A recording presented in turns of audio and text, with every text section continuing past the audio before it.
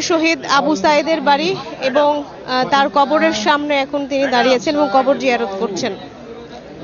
আপনি দেখতে পাচ্ছেন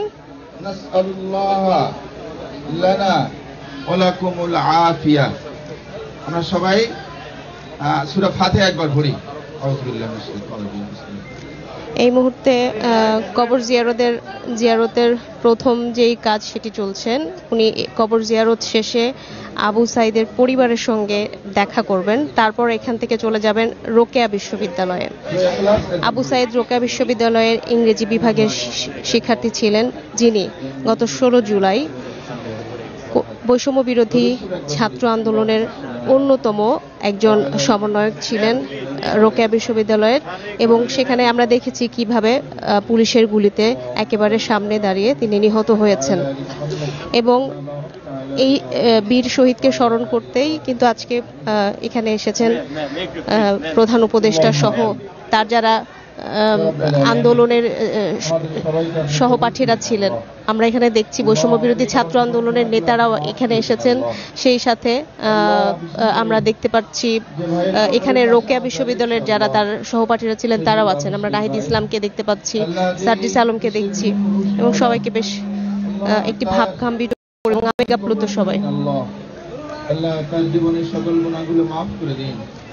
আল্লাহ তাকে জান্নাতের উচ্চ মাকাম তুমি দান করে দাও। আল্লাহ আল্লাহ সেসব এই ছাত্র আন্দোলনে আল্লাহ যারা জীবন দিয়েছেন, আল্লাহ মেহরবানি করে তাদেরকে তুমি শাহাদাতের সম্মান দান করে দাও।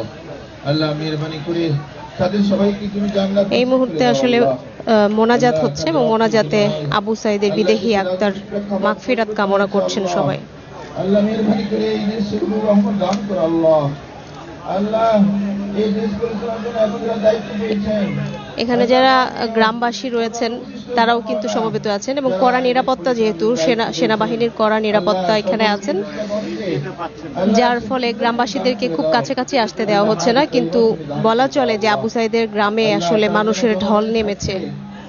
রংপুরবাসী আনুষ্ঠানিকভাবে আবু সাইদকে আজকে প্রধান উপদেষ্টা এবং তাদের যারা সহপাঠী ছিলেন, সমন্বয়ক যারা ছিলেন, নাহিদ ইসলাম, আসিফ মাহমুদ, তাদেরকে দেখেও আমরা দেখেছি যে গ্রামবাসীরা আবেগাপ্লুত হয়ে গেছেন। এই মুহূর্তে দোয়া চলছে। আল্লাহ তাদেরকে তুমি তৌফিক দান করে দাও। এই দেশকে দুর্নীতিমুক্ত, অনাচার মুক্ত, সমৃদ্ধিশালী, বৈষম্যহীন কল্যাণকর রাষ্ট্র হিসেবে তুমি কবুল করে নাও। আল্লাহ আল্লাহ আমাদের সবাইকে কবুল করে নাও, এই দেশবাসীকে কবুল করে নাও। আল্লাহ সাল্লাল্লাহু তাআলা আলা খাইরি খালকি মুহাম্মদ ওয়া আলা আলিহি ওয়া আসহাবিহি আজমাইন। আমিন বিরহমাতিকা ইয়া আরহামার রাহিমিন। আসসালামু আলাইকুম। মোনাজাতটি শেষ হলো। কবর জিয়ারত শেষে প্রধান উপদেষ্টা ডক্টর মোহাম্মদ ইউনূস তিনি আবু সাইদের পরিবারের সঙ্গে দেখা করতে তার বাড়ি অভিমুখে যাচ্ছে আমরা দেখছি।